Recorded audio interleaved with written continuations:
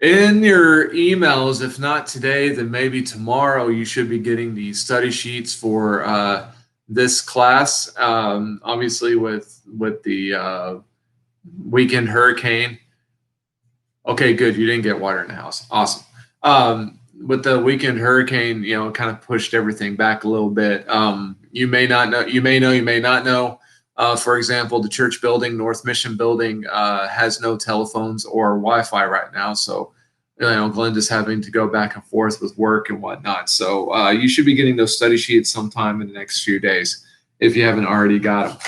So, but today I invite you to turn with me to Luke chapter 8, and we're going to start in verse 22 tonight. Luke chapter 8, starting in verse 22. So I'll give you a few minutes to get there before we get going. Last week, we had a discussion over the first part of Luke chapter 8, which the first part of Luke chapter 8 had to deal with the idea of family, being a part of Jesus' family. And just the understanding that not everybody who came to Jesus became a member of the family. We talked about the women who went along with Jesus' ministry.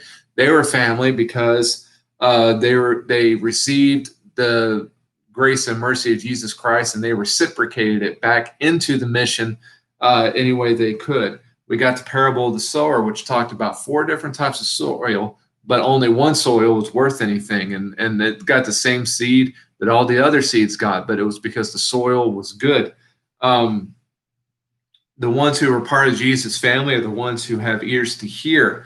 We talked about how soil, or being a part of the family of Christ, is also the family that produces. It's the family that shines its light. It's the family that hears the word of God and does it. This is what it means to be the family of Christ. But to carry on with that theme, today we're going to talk about faith. In particular, we're going to talk about faith versus fear, which I thought was very interesting that came up today the way it did, considering what South Texas went through this last weekend. Faith versus fear. Now, before we started doing Luke, we had a discussion over the book of Hebrews, which you look at Hebrews 10, 11, and 12. Faith carries a big theme in those 3 chapters. And you look at what faith is. Faith is more than just belief. Faith is the idea of knowing what you cannot see, comprehending what you cannot come into contact with. But with the examples of faith that we got in Hebrews chapter 11, faith was tied with action. What kind of action does our faith erupt in us? Noah built the ark. Abraham left his land. Moses led the people. Joshua led the people, and so on and so forth. It wasn't just that they had a belief in God. It was they had a belief in God that led to some sort of action. The book of James tells us that faith without deeds is dead. It's because that the deeds show that we have faith. So remember that as we go into this discussion that we have today. And so you look at how we're going to get started with this. It says in Luke chapter 8, verse 22, it says, one day he being Jesus, got into a boat with his disciples, and he said to them, let us go across to the other side of the lake. So they set out. And as they sailed, he fell asleep, and a windstorm came down on the lake, and they were filling with water and were in danger. And they went and woke him, saying, Master, Master, we are perishing. And he awoke and rebuked the wind and the raging waves, and they ceased, and there was a calm. And he said to them, where is your faith? And they were afraid, and they marveled, saying to one another, who then is this that he commands even winds and water, and they obey him? Now, the 3 accounts that we're going to look at tonight they're familiar, but hopefully we can bring out some new details. Here we have Luke's telling of Jesus rebuking the storm. Jesus and his disciples, they go across the lake. It's the Sea of Galilee, in which the Sea of Galilee is known for having very fast storms come in there. As the winds come over the mountains and they sweep down the Sea of Galilee, before you know it, you're in some rough waters. Now, they get into the boat. Jesus goes in the back and he falls asleep, and this giant windstorm comes out of nowhere, and Jesus is still sleeping. Now, while Jesus is sleeping, the disciples are scared because of a storm. Can you relate? For example, this past weekend, while the hurricane's going on, I know of 4 families, one of them being our own family, The wife's kind of up, being a little bit nervous, whatnot. Listen to the wind. Again, we had gusts of 95-mile-an-hour wind. It makes a noise, and you're hearing stuff fall, and you're just hearing it gust and gust and gust and gust. One member of the couple is a little bit nervous, a little bit scared. The other person is sleeping. It's nighttime. I was sleeping. My thinking was I didn't know what Sunday was going to bring. So if I was going to get a chance to sleep, I might as well take it. So in case I really needed to be on the ball on Sunday. So, we were sleeping. So some people are sleeping. Some people are up nervous. Yeah, that this kind of hits home right now.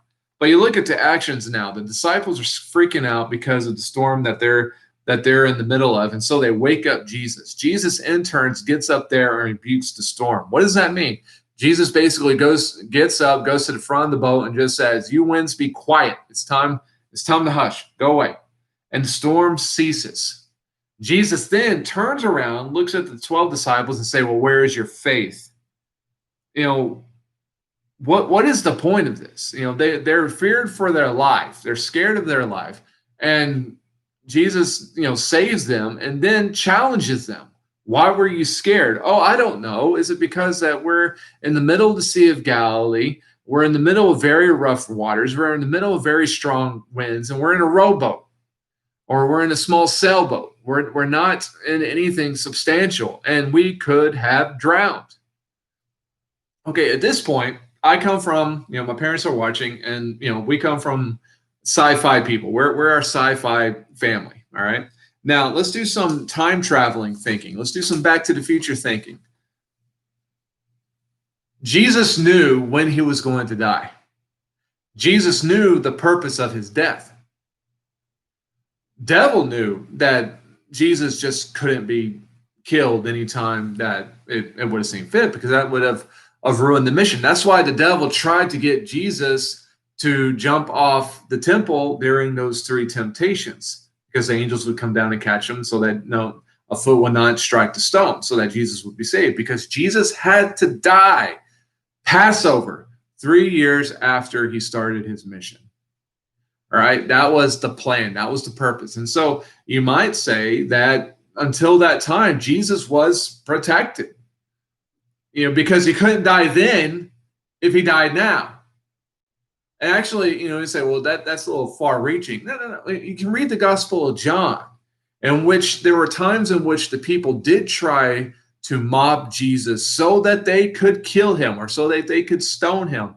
People tried to kill Jesus before people finally succeeded in killing Jesus at the end of his mission. And the Bible tells us the same thing over and over and over again. It was not yet his time.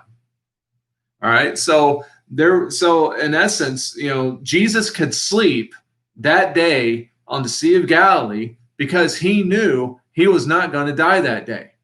His Father would not allow it. That was not the plan. The plan was for Jesus to die on the cross. But if Jesus died on the Sea of Galilee that day, there would be no death, burial, and resurrection later if he died on that day. And so Jesus knew there was nothing to be afraid of.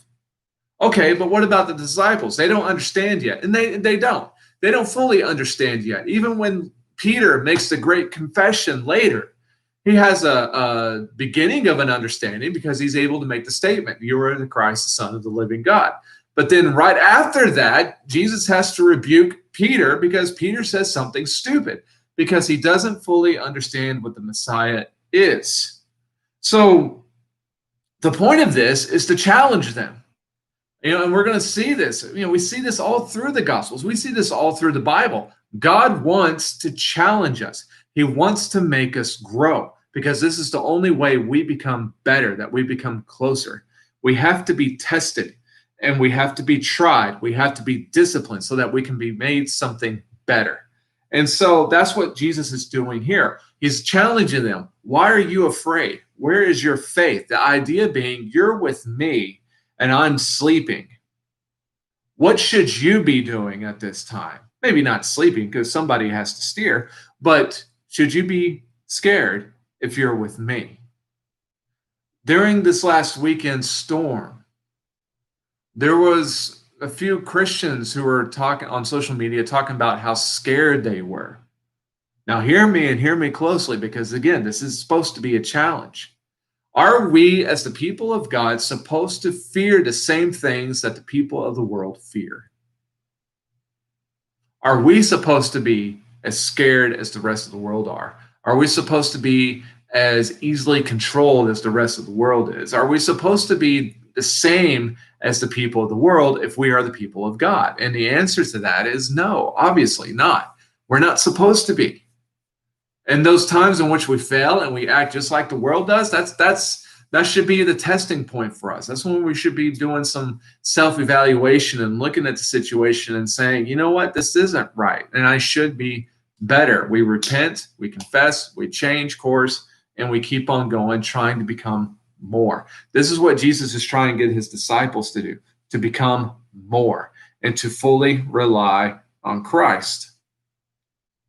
The disciples have an interesting answer after this, because they're just awed. They're dumbstruck with what's going on here.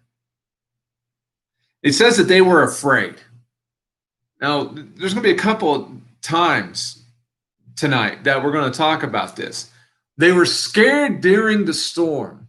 Jesus gets up and stops the storm, and now, or they're more afraid than what they were before. Why would the peace that Jesus brought to the storm cause them to erupt in more fear? Well, it's because Jesus is showing great power. We think that there should be a hierarchy to the miracles. Jesus healing the man with the withered hand, that's bottom level. That was easy. But Jesus doing things like resurrecting the dead, turning water into wine, which is a control on the molecular level, and then controlling weather, controlling the elements, those are higher up. And we say, ooh, wow. But we need to come to understand that one miracle was no more hard to perform than any other miracle. It is all the power of God. They've come face to face with an unadulterated power of God, and it should cause a certain level of fear when we see the true power of God. The Bible tells us repeatedly, wisdom is found in the fear of the Lord. But then they ask the question, who then is this that he commands even the winds and waters, and they obey him? Who then is this? Where are the disciples on their spiritual journey? They've left everything to follow Jesus, but at this point, they still haven't fully understood who Jesus is. The full understanding of that does not happen till the ends of the Gospels, or you might say the beginning of the book of Acts. They're still searching. They're still learning.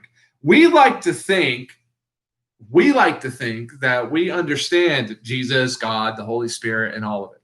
We like to put God in the box. We like God to be controlled. But at least until the Godhead does something that we consider to be unbelievable, and then we think to ourselves, oh my goodness, I really am not that strong, I'm not that important, and I'm not that wise. Quick example, during the storm Saturday night, a lot of people in the Rio Grande Valley lost power. And again, as we talked about earlier, some people are only just now getting power, and a lot of people still haven't gotten their power back. But let me ask you, how important and powerful and self-sufficient do we feel when that power goes out? Especially when that power goes out at night. We don't feel that powerful, do we? That power goes out, and then we think, I have nothing in which to cook food on. I have nothing in which to keep my food cold in the refrigerator. I cannot see. I cannot do anything because everything I own is running off electricity. I have to watch how I use my cell phone because right now I can't recharge it. And on and on and on. And all of a sudden we realize we're not that big. We're not that important. We're not that self-sufficient. Well, that's what it was like with these disciples when they see the pure, unadulterated power of God. It's a realization there is so much about this situation that I still do not understand, and it scares me. But how can I get through that fear? How can I make sure that good, what we might call reverent fear, doesn't turn into a cowardly fear that I don't want any more part of. It's a matter of faith. Because if I can keep faith in Christ, Christ can do whatever he wants to, and it might still scare me because it's the power of God, and the power of God is vast, but I can trust it. It's about that faith.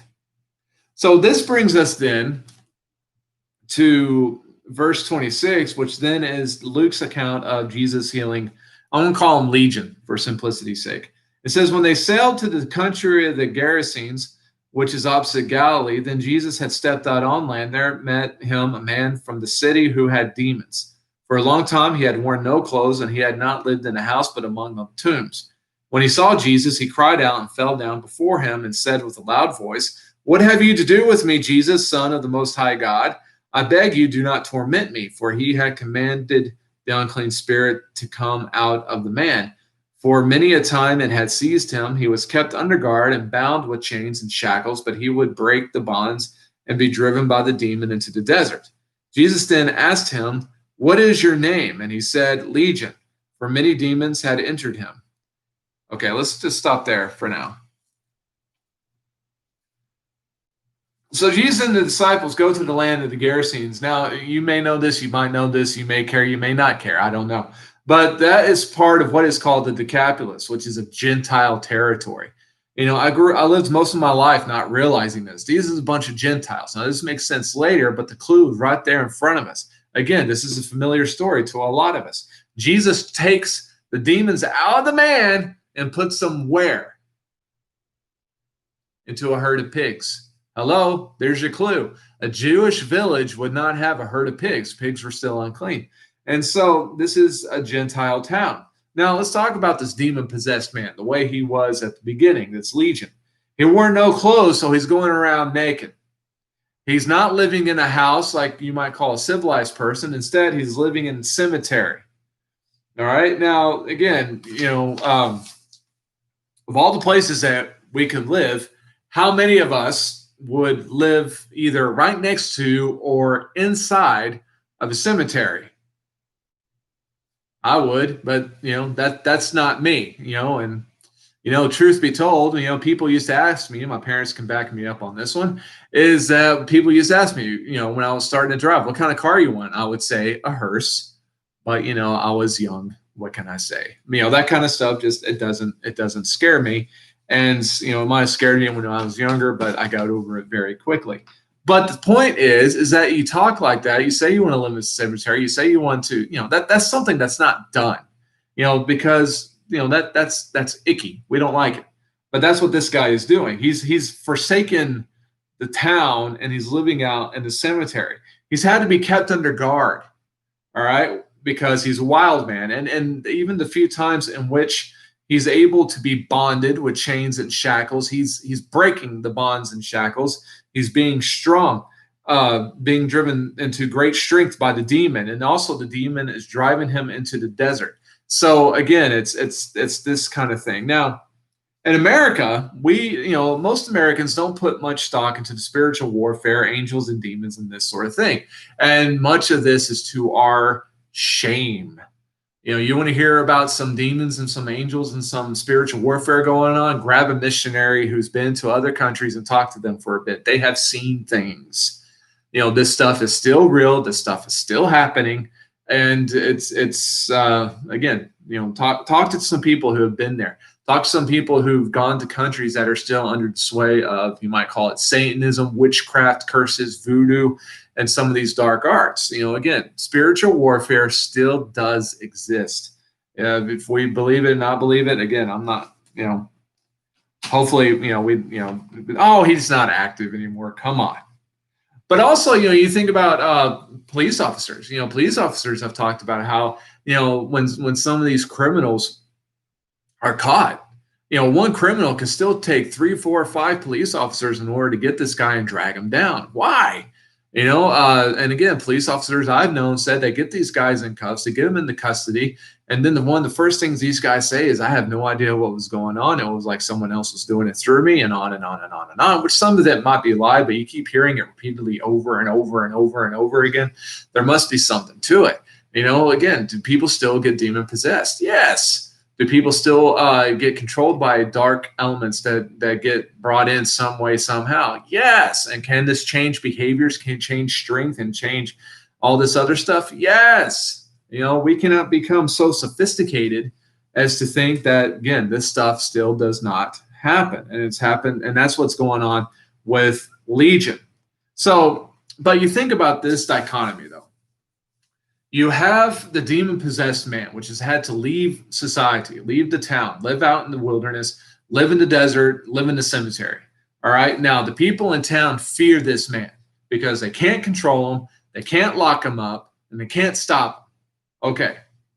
Jesus shows up, and all of a sudden, there's a role change. Now, Jesus, well, the disciples don't know this because they haven't lived there. But there's been a role change now, where once Legion was the aggressor, once Jesus shows up on the scene, Legion becomes the submissive. He gets scared. And maybe for the first time since his demon possession, Legion is now scared. In fact, he says some very interesting things. He goes to Jesus and he says, what do you have to do with me, Jesus, the Son of the Most High God? What did you have to do with me? In other words, why are you here? Earlier when we were having our virtual class on this, we're saying, now I know nobody in this group ever disobeyed their parents or ever got in trouble. My parents are watching this. I never disobeyed my parents. I never did anything I wasn't supposed to do. Yeah. Okay. Moving on. But anyway, you ever been in that case where you're doing something you weren't supposed to do, and your parents walk through the door, and first thing you say, "What are you doing here? You're not supposed to be here." That's the idea that where Legion is coming from. This is his attitude. What do you have to do with me? I didn't go seek you out. Why are you here? Also, again, remember, this is a Gentile area. Jesus, his mission with the Gentiles was very small. He talked to the woman at the well who was a Samaritan. He heals Legion, who's a Gentile. He heals the Syrophoenician's daughter. And then there were some Greeks who wanted to meet him in the Gospel of John. But, that's about it. I mean, his mission wasn't a Gentile mission. It was a Jewish mission because the Jews had the Messianic prophecy. The Jews were expecting the Messiah. The kingdom of heaven had to start with the Jews because they've gotten everything with the law of Moses and the prophecies and all of that. So it had to start there. Later, when Jesus gives the Great Commission, then it's supposed to go out to everybody else. But here at this particular time, it was just supposed to be for the Jews. So the demon's almost like, hey, I'm out of your jurisdiction. Why are you here? What do you have to do with me? Then he calls him out, Jesus, the Son of the Most High God.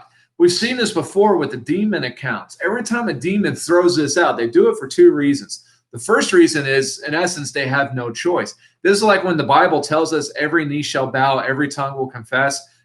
That counts the demons too. So they see Jesus. They have to verbalize what Jesus is. But also, I'm not trying to split hairs, but also involved in that is also a temptation.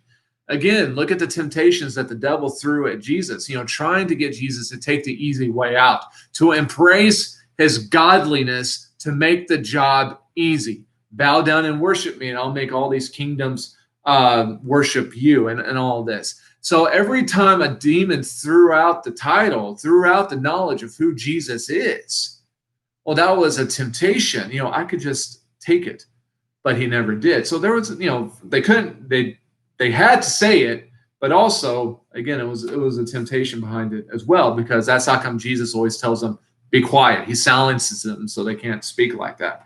But, this brings up another interesting point. Sometimes the demons and Satan, they're viewed as the embodiment of the cool rebel, James Dean and Rebel Without a Cause, Marlon Brando and the Wild Bunch, which are the Wild Ones. Excuse me, my dad's going to punish me for that one. By the way, I've seen both of those movies. Hey, growing up, I had a picture of Marlon Brando sitting on his motorcycle with the hat and the trophy strapped to his motorcycle, and in other words, they're viewed as the cool rebel, the one who stands apart, the one who can do anything he wants to. Sometimes Satan's viewed as the Fonz, who can't who won't take orders from anybody, who can do whatever he wants to, but he looks so cool doing it. And that's the attitude that they try to express to everybody else. It's like, we do whatever we want. No, they do not. Because Satan and the demons, they also have to bow down to God. They also have to bow down to Jesus, and they have to do everything that Jesus tells them to do. Every time that Jesus tells a demon to be quiet, they get quiet. In fact, going back to the book of James, don't forget that small verse that is there. Oh, you believe that Jesus is the Son of God. Bravo. Even the demons believe that, ... and shudder. All right? So don't think that devil and the demons, they're running roughshod in hell, that they are in charge or anything like that. They're not in charge of anything. They're going to be prisoners along with everybody else who ends up there. It's the lake of fire that has been prepared for the devil and his angels. They're going to be fellow prisoners. They're not going to be in charge of anything. And they have to do what, if they're given an order from on high, they have to follow it. And also, when we see this behavior with Legion and Jesus and any of the demons and Jesus, remember what they're seeing. We like warm and fuzzy Jesus. We like Jesus of the Gospels. We like Jesus when he's meek, riding on a donkey. We like Jesus when he's dying on the cross. We like Jesus when he's washing the disciples' feet. This is the Jesus we like. But we also have to remember that Jesus only wore this garb for 33 years.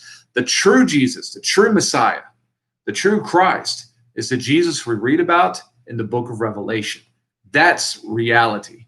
And when the demons see Jesus, they don't see, warm, fuzzy Jesus of the Gospels.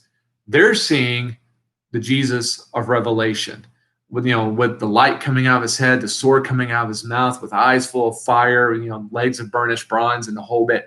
That is the Jesus they know. That is the Jesus they fear. And that's how come Legions talks to Jesus this way. Okay, probably talked more about that than I probably should have, but maybe not. He goes on. Legion goes on though. He'll then tell Jesus, "I beg you, do not torment me." And again, look at what's happening here. The demon or the demons, which have played roughshod over this town, now are begging Jesus not to be tormented. And again, if you were to take wild, crazy Legion and compare him to Jesus, who just walked off the boat that day, who would you be more likely to fear? Well, Legion, probably. But yet Legion is terrified of Jesus. And then it says, "I am Legion because I have legion of demons inside of me," which was possible. A person can have more than one demon. Poor Mary Magdalene, who we read about last week, she had 7 demons inside of her. That is possible and does not sound like a good time. He also begged Jesus to not make them depart the person. He's because apparently Jesus can do that. Jesus can do that. He's already commanded the unclean spirit to come out of the man, but they begged him to allow them to stay. Okay, let's see what happens next. In verse 30, it says, Jesus then asked him, "What is your name?" And he said, "Legion," for many demons had entered him. And they begged him not to command them to depart into the abyss. Okay, so then they're begging him, don't make us depart into the abyss. And people sometimes ask the question, you can say it with me, what is the abyss? All right, well, let me ask you this. Do you live in a home, a house, or a residence? It's the same thing, right? It's 3 different words for the same thing. All right. The abyss is very similar. What is the abyss? Okay, take all the theological garbage out of it. What's the abyss? The abyss is hell. So if you want to call it Sheol, Sheol, which is a good Old Testament word that you can read about in some versions, you can talk about Sheol, you can talk about the pit, you can talk about hell, you can talk about the place where people weep and gnash their teeth. You can talk about the lake of fire. There's probably a few other ways that it's mentioned in the Bible, but all of these are, the abyss. All of these are different words to describe the same place. Don't send us there. Which is interesting. Hell is not the demon's home. Hell is a prison that people who are not on the side of God are going to end up in, and nobody, not even the demons and not even the devil, want to go. All right, that's not home for them. They don't want to go. They don't want to be tormented, and so they're begging Jesus not to send them there. But then it gets interesting. If it hasn't been interesting enough. He says in verse 32, now a large herd of pigs was feeding there on the hillside, and they begged him to let them enter these. So he gave them permission. Then the demons came out of the man and entered the pigs, and the herd rushed down the steep bank into the lake and drowned.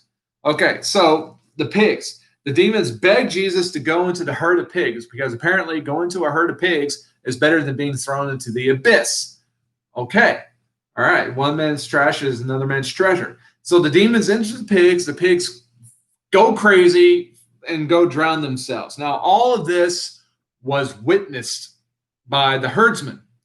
So now the herdsmen go to town and they bring everybody back. Now, look what we get out of this. It says in verse 34, when the herdsmen saw what had happened, they fled and told it in the city and in the country. And then the people went out to see what had happened, and they came to Jesus and found the man from whom the demons had gone sitting at the feet of Jesus, clothed and in his right mind, and they were afraid.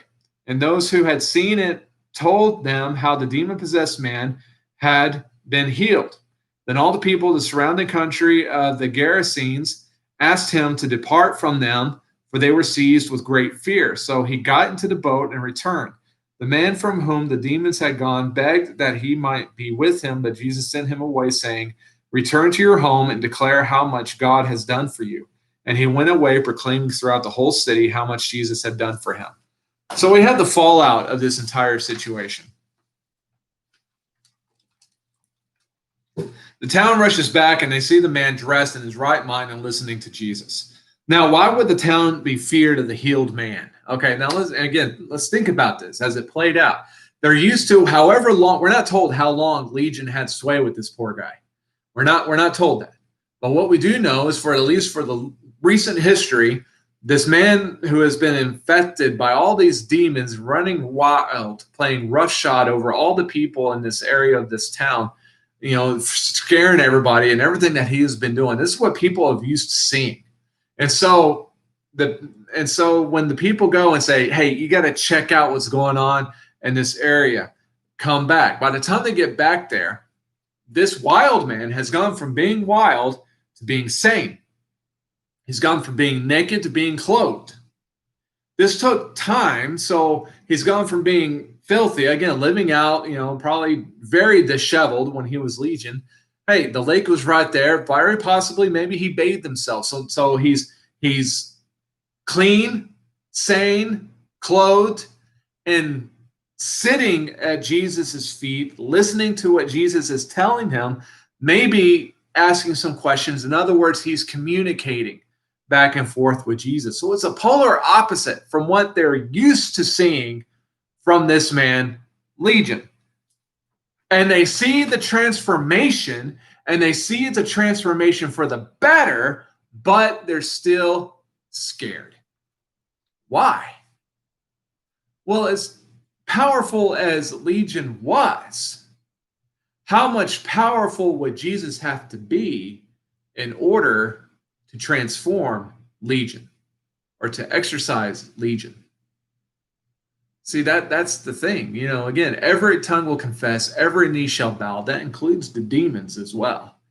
Everybody has to follow the Messiah. And many of us, we have not seen true power. The closest thing we'll ever come to seeing true power is from nature, the elements, the power of the storm, the power of the wind, the power of lightning, the power of fire, these types of things. We don't see true power. Even royalty, kings, their power is a human-based power. It's an earthly sense of power, and it can be taken away very quickly. But true power, we don't see that much. And so when we come in contact with it, again, a healthy reaction is fear. But also remember, these are Gentiles. They're not Jews. In other words, they have no messianic expectation. They have no messianic prophecies. They've had no prophets or John the Baptist or anybody else to prepare them for the coming of the Messiah. They're coming and they're experiencing Jesus from a very blind point of view not really knowing anything about him, and so they're trying to catch up. Now, they'll get there, but they're not there yet. Also, there's very much truth to the old expression, better the devil I know than the devil I don't know. You know, they might have been very scared of Legion, but they've gotten used to Legion. They've learned to live with Legion. And that's something else about humanity. We can learn to live with our demons. And that's when we become very dangerous, because we stop trying to fight them off anymore. We just say, well, this is just the way I am. And we quit trying to change. Have we made peace with our demons? Hope not. See, the people of the town of Gennesaret, as it's said one place, and I have to look at it in order to be able to say it.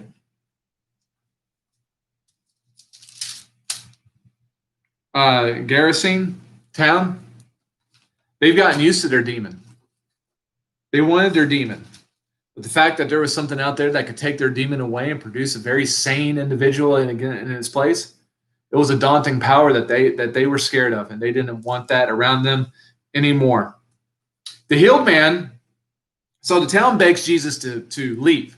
Now, the healed man, the former Legion, wants to go with Jesus, and he falls into the category now with the women at the beginning of chapter 8. This group of people who have experienced the grace and mercy of Jesus Christ, and then want to throw in their lot with Jesus Christ, like the women did. And so he wants to do that too. Now, Jesus tells the man, you stay, return to your home, and declare how much God has done for you. In other words, Jesus does not let him go, but instead tells him, stay here and evangelize it. Why? Why not let this man go? This man loves Jesus. This man wants to be a part of this mission. Why not let this man go? Well, the common belief is that at the time, Jesus' mission was predominantly a Jewish mission, and is fulfilling Jewish prophecy. Look, Jesus' ministry was hard enough, but imagine what that ministry would have been like if Jesus had a Gentile going along with him as well. And you say, well, what would it have been like? Well, it would have been like, look what Paul had to go through with Timothy and some of the other people who were Gentiles in his party. And that was in a time in which Gentiles were allowed to be brought in. But again, at this time, and this was just a very short time at the very beginning, at this time, it was just the Jews who were able to take part in the mission in this way. But still, Jesus didn't say, you can't go with me. You just need to go home and just do nothing. That's not what he said. He said, you go back to your hometown and you tell the people what's been done. You tell the people how much God has done for you. He sent him home with a task. In essence, Jesus sent this man home to be that area's John the Baptist.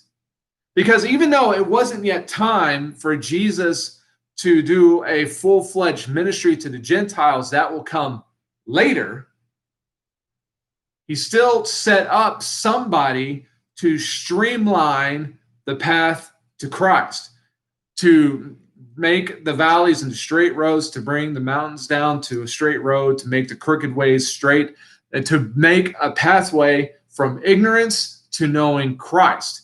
That is, Jesus now given this man this mission. You go and you tell your people. So that, and we don't know this, the Bible doesn't go into it. Who knows? That maybe some of the places that some of the other apostles went to, they were able to have success later and during the period of the Acts and then later on because of the work of this former demon-possessed man. Who knows? We're just not told.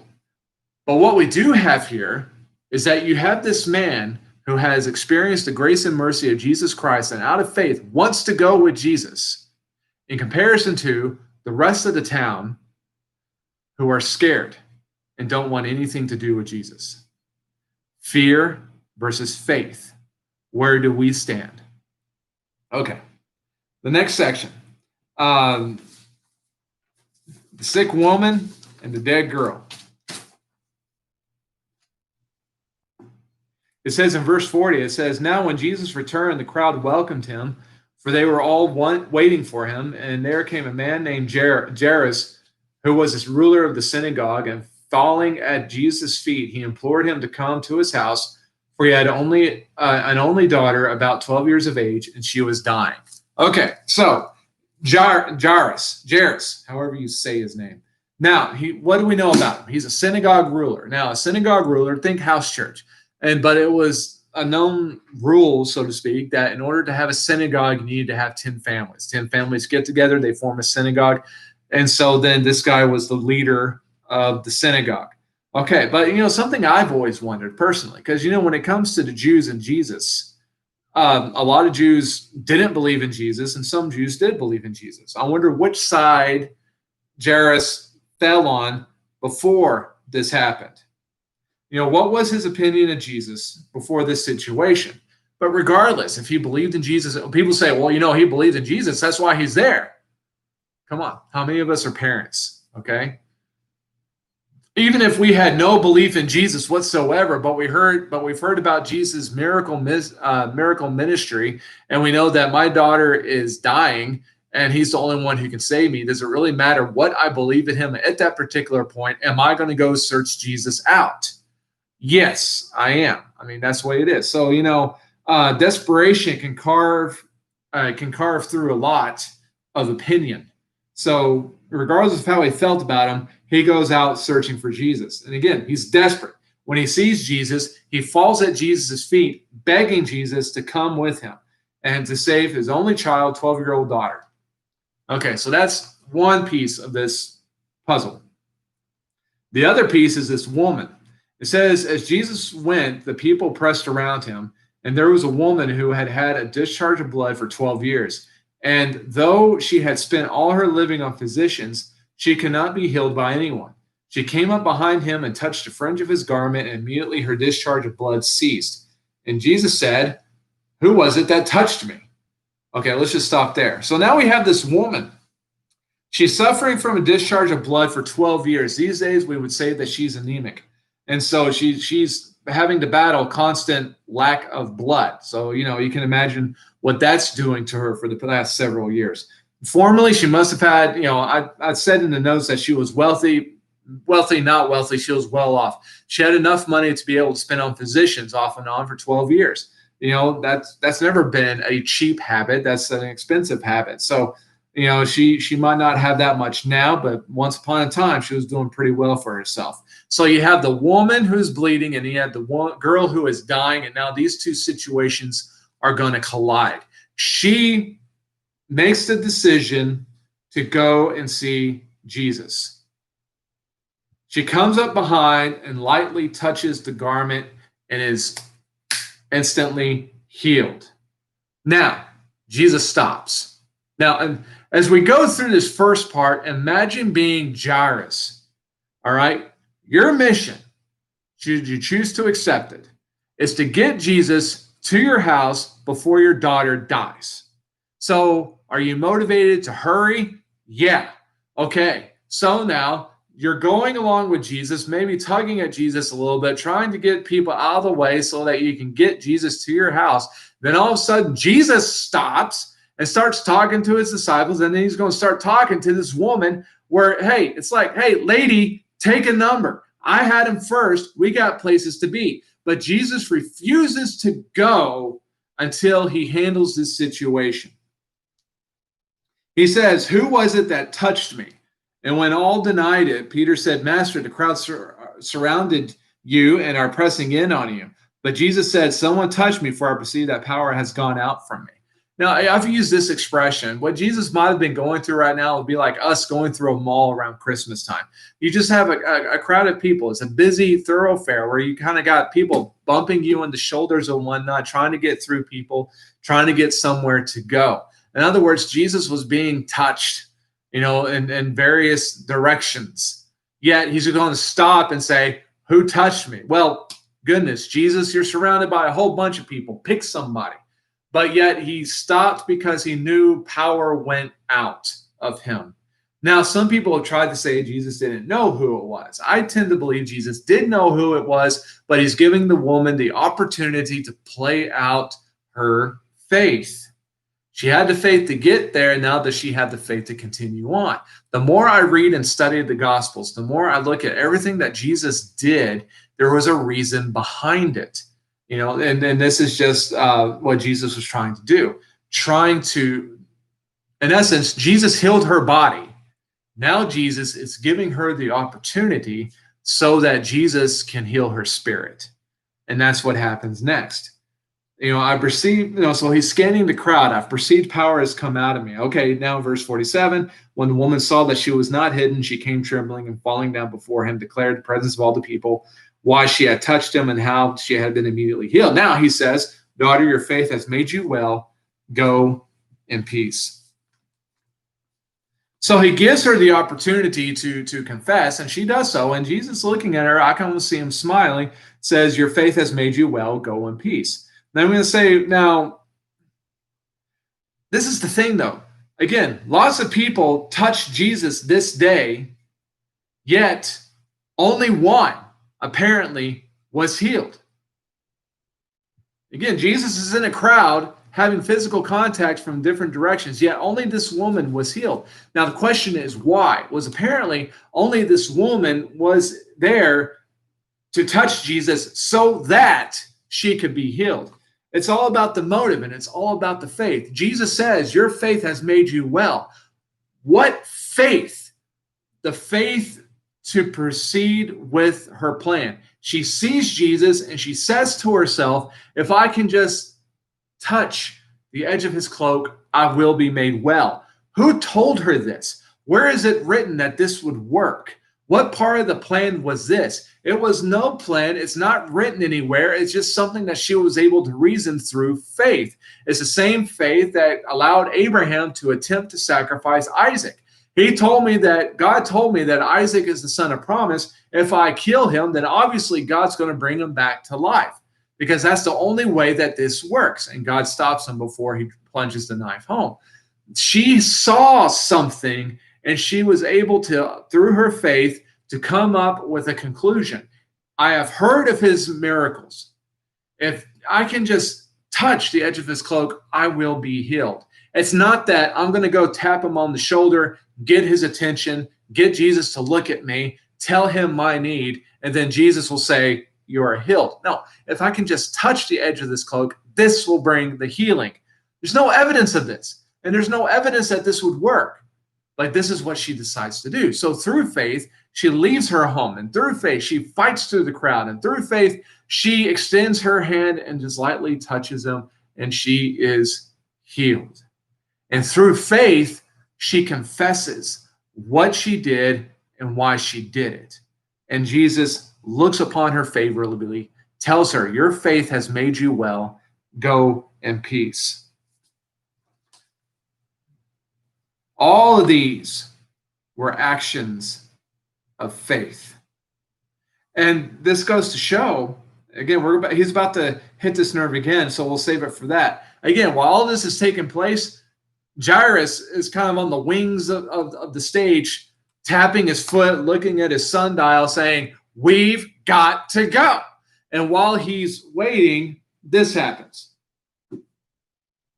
In verse 49, it says, while he was still speaking, someone from the ruler's house came and said, your daughter is dead. Do not trouble the teacher anymore. But Jesus, on hearing this, answered him, do not fear, only believe, and she will be well. And when he came to the house, he allowed no one to enter with him except Peter and John and James and the father and mother of the child. And all were weeping and mourning for her. But he said, do not weep for she is not dead, but sleeping. And they laughed at him, knowing that she was dead. But taking her by the hand, he called, saying, child, arise. And her spirit returned, and she got up at once. And he directed that something should be given her to eat. And her parents were amazed, but he charged them to tell no one what had happened. So while Jairus is waiting for Jesus to decide to come along, someone else from his home comes to him and says, why bother to teach her anymore? Interesting way to put this. She's already dead. Why bother to teach her anymore? How did they view life? They view life from the aspect that Jesus could have done something to the very edge of her death, and then once she died, the power of Jesus stops. Now, in the Gospel of Luke, we know this. They might not have known this, and I understand this. But in the Gospel of Luke, Jesus has already raised somebody. Luke chapter 7, he raised a widow's son. Maybe that hasn't gotten out yet, but regardless, The belief for a lot of people was you get to Jesus can do anything once you get to the edge of death, and then once you die, that's it. There's nothing more that can be done, because let's face it, death is a very big deal and tends to be permanent. Yeah. Again, it's big, almost as big as controlling the storms, but I digress. But so they believed that Jesus' power stopped at death. Now, Jesus turns to the man after having this discussion about faith with this woman, turns to Jairus and said, "Do not fear, only believe, and she will be well." Now, all of this is further evidence about how the recipient of the miracle was as important as Jesus was for the miracle to take place. In order for miracles to take place, there had to be faith where faith was allowed. I say where faith was allowed. Again, the demon-possessed man, Legion, and also all the other demon-possessed people, they didn't have the opportunity to show faith because they were in the grips of dark entities, demons, and whatnot. The people that Jesus healed who were mute or were unconscious, obviously they didn't have the opportunity to show faith. But those times in which the individual is able to talk to Jesus, the individual is able to interact with Jesus, it was important for faith to be there. That's what allowed the woman to be healed. That's what's going to cause Jairus' daughter to be resurrected. It wasn't about the girl's faith. It was about the faith of the parents. Also remember, when Jesus goes to Nazareth, he's not able to perform a lot of miracles there, and we're told why. Because many people in that town, they had no faith. And so Jesus wasn't able to be effective in that town as he wanted to be.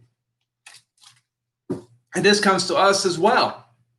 How much faith do we have in God, really?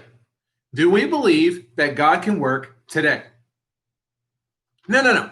Really. Do we really believe God can work today? I remember having a preacher friend of mine tell me the story of how he got into it with some people. I don't want to say got into it. There was a discussion about God working and miracles, and person saying, miracles don't happen anymore. How could you say miracles happen? Miracles stopped happening back in the first century.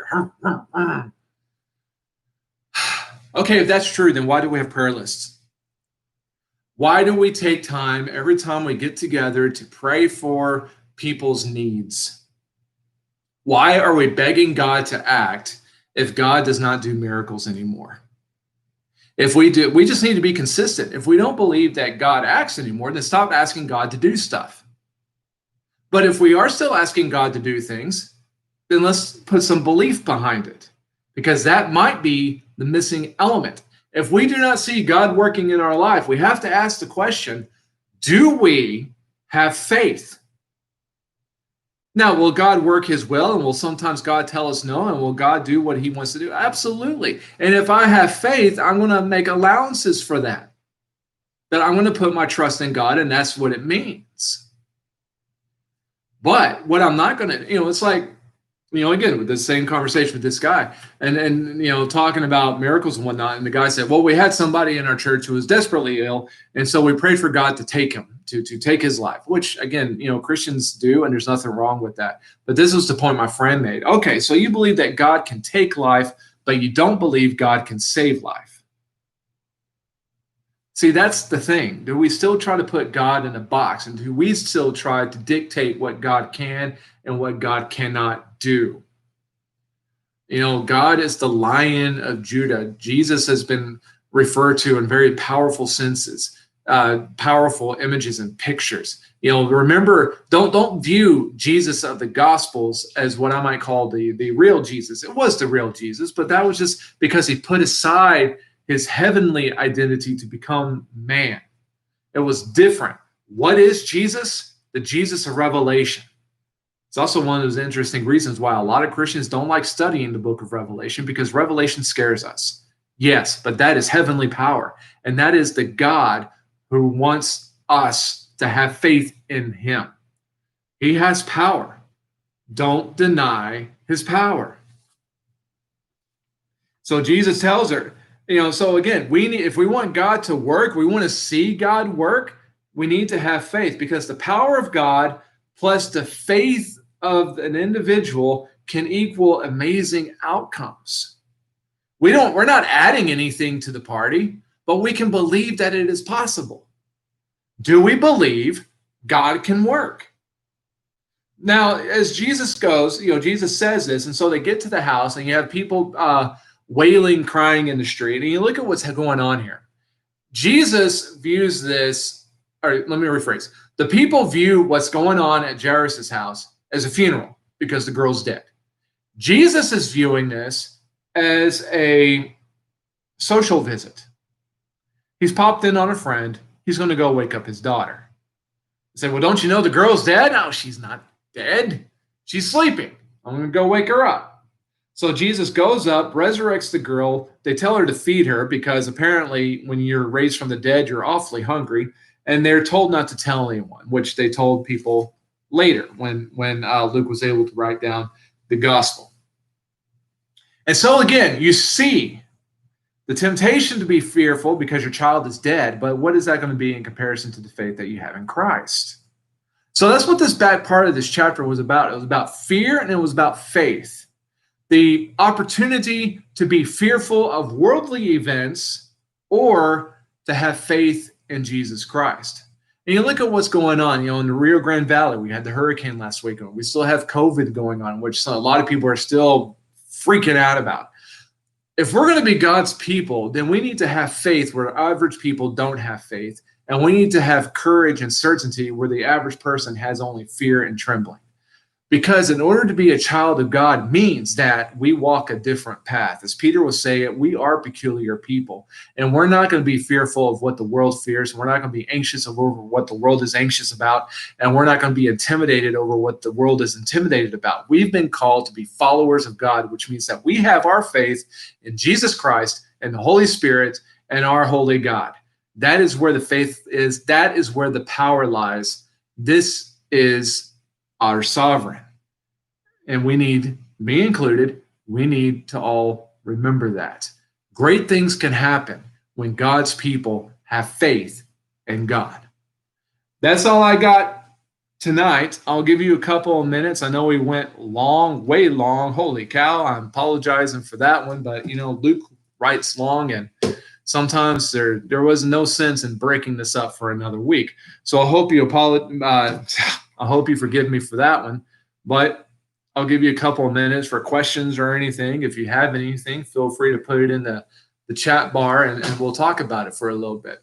But I am thankful that you hung out with me during this time. Again, if you're wanting to take part in the live action class, that takes place on Wednesday afternoons at 2:00 at GoToMeeting. If you're a member of the North Mission Church, that number is on our Facebook wall. If you would like to have that access code, just let me know through Facebook or text, and I will send it to you. It's the same access code every week, but it takes place on Wednesday at 2:00. Okay, I am not seeing anything pop up. So, I'm not going to say that I answered everything perfectly. I'm sure, because again, God is vast. It's impossible to know. Beware, I'll leave you with that warning. Beware people who think that they have God figured out. I mean, really, because we don't. God has told us everything that we know, but he has not told us everything that he knows, as the old saying goes. So be mindful of people who think that they have God all figured out, because we don't. He's infinite for a reason. And we're not. Okay. So I will sign off. God bless you all. We're all in this together. You all take care. Love you all. Bye-bye.